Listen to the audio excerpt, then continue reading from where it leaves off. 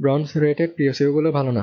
পিএসইউর ক্ষেত্রে একটা ধারণা বেশ প্রচলিত যে ব্রোঞ্জ রেটেড পিএসইউ মানেই নিম্নমানের বা খারাপ পাওয়ার সাপ্লাই, তাই অনেকে গোল্ড বা প্ল্যাটিনাম রেটেড পিএসইউ ছাড়া অন্যগুলো নিতে চায় না। কিন্তু বিষয়টা আসলে পুরোপুরি ভুল ধারণা, কারণ এফিসিয়েন্সি রেটিং মানেই পিএসইউ কতটা দক্ষতার সাথে কাজ করে তাকে বোঝায়। তাই পিএসইউ রেটিং যেমন ব্রোঞ্জ, সিলভার, গোল্ড, প্ল্যাটিনাম ইত্যাদি শুধু পিএসইউ এফিসিয়েন্সিকে বোঝায়। মানে একটা ব্রোঞ্জ রেটেড পিএসইউ হয়তো 85% এফিসিয়েন্ট আর গোল্ড পিএসইউ 90% এফিসিয়েন্ট, যার পার্থক্যটা খুবই সামান্য।